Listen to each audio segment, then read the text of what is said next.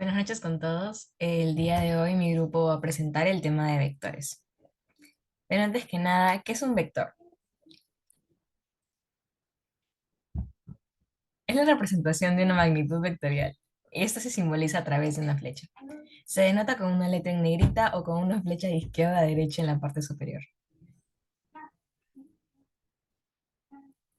Las magnitudes las podemos dividir en dos. Magnitudes vectoriales, las cuales son aquellas que además de presentar módulo también necesitan una dirección, y las magnitudes escalares, que son aquellas que se describen por un módulo.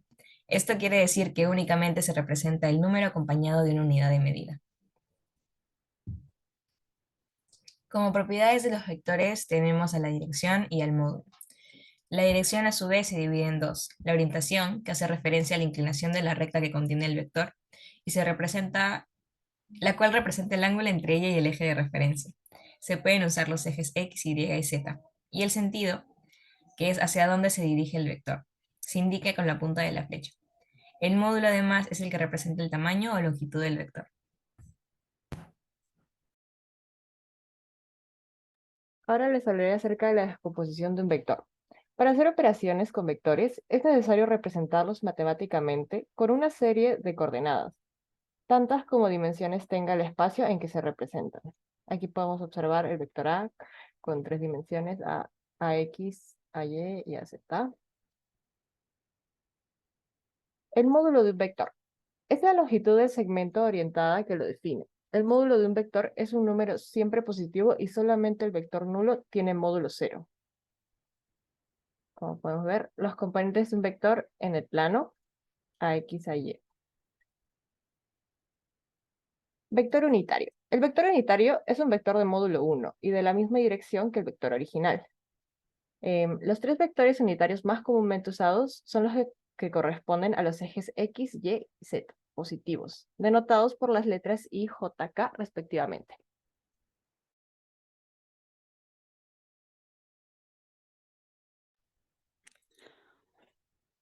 Ahora pasaremos a la multiplicación de un vector por un escalar. La multiplicación de un vector por un escalar nos resulta siendo un vector. Cuando el escalar es mayor a 1, el resultante mantiene su sentido y el módulo del vector es de mayor longitud.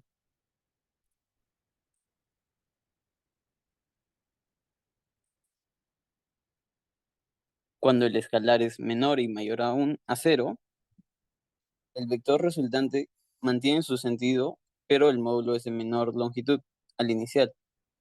Cuando el escalar es menor a 0, la dirección cambia y el módulo dependiendo del valor que tome el escalar.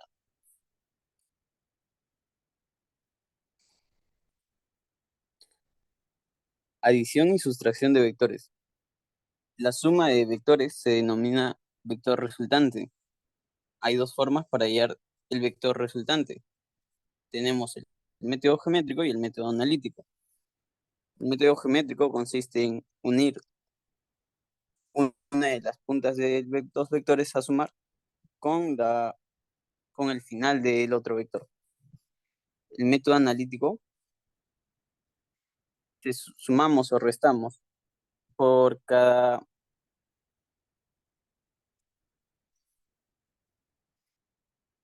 eje, módulo de la suma o diferencia.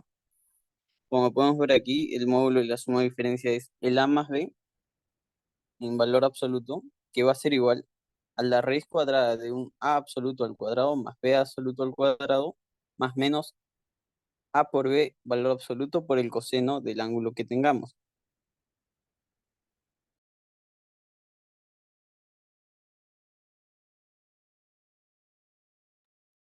Producto escalar, o también llamado producto punto de dos vectores.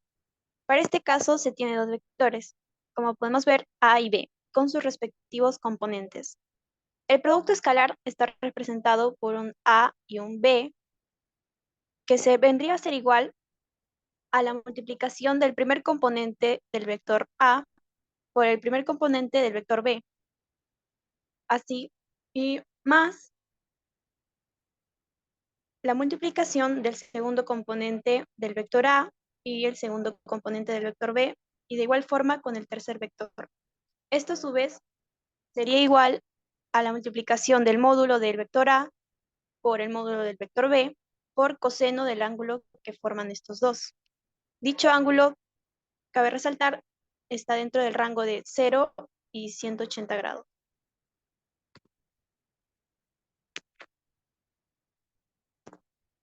Luego también tenemos el producto escalar o el producto punto de dos vectores. El producto vectorial o producto cruz de dos vectores. Sean los vectores A y B también con sus respectivos componentes,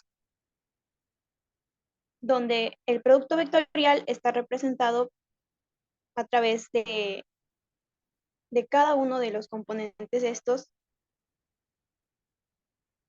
Como podemos ver, el vector unitario I teniendo de columna a sus componentes, que sería el vector A sub 0 y el vector B vector A sub X y el vector B sub X. Y así sucesivamente con el J y el K. Esto, a su vez, sería igual a la multiplicación para el vector unitario I de las componentes de los vectores unitarios J y K en cruz, que sería A sub Y por B sub Z menos A sub Z por B sub Y.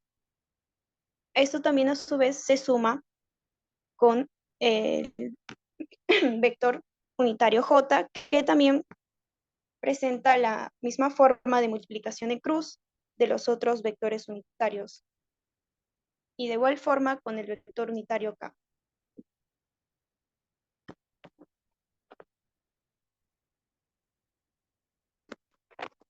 Bueno, para el producto vectorial, este puede ser representado en el plano A y B, pero este producto, o mejor dicho, vector producto, llegaría a ser perpendicular a dicho plano. También cabe mencionar que el módulo de este producto vectorial sería igual a la multiplicación del módulo del vector A por el módulo del vector B por el seno del ángulo que forman, que también está dentro del rango de 0 y 180 grados.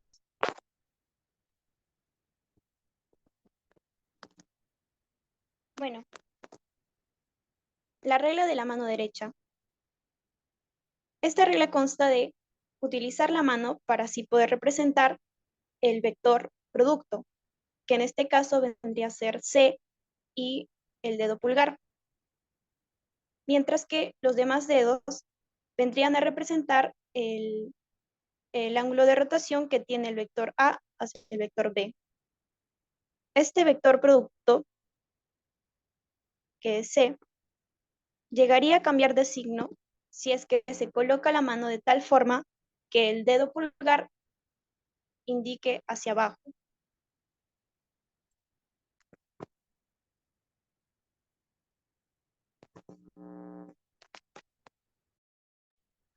Bien, con respecto a las propiedades de las operaciones con vectores, tenemos, por ejemplo, la propiedad conmutativa, la primera, la cual nos indica que no importa el orden de los sumandos o de los factores, ¿no? La suma final o el producto final no se va a ver afectado. Tenemos también la propiedad asociativa, la cual nos permite agrupar sumandos sin alterar la suma final, ¿no? Como en el primer lado de la izquierda, que agrupamos A y B y al final sumamos C. Sería igual que agrupar A y C y al final sumar B. Después tenemos la propiedad distributiva, ¿no? La cual aplica tanto como para el producto vectorial como para el escalar, de igual manera. Bueno, algunas otras propiedades de los vectores es que si sumamos de manera escalar dos vectores iguales, nos va a dar el cuadrado del valor absoluto del mismo vector. Y si multiplicamos dos mismos vectores de manera vectorial, nos va a dar cero. Ahora, si multiplicamos dos vectores unitarios, iguales nos va a dar 1, ya sea este el vector i, el vector j o el vector k, como podemos apreciar en la primera columna. Si multiplicamos de manera vectorial, los vectores unitarios nos va a dar 0. Y luego, si multiplicamos de manera escalar, el vector i por el vector j nos va a dar 0. De igual manera, el vector j por el vector k, 0, y el vector k por el vector i, 0. Este es de manera escalar.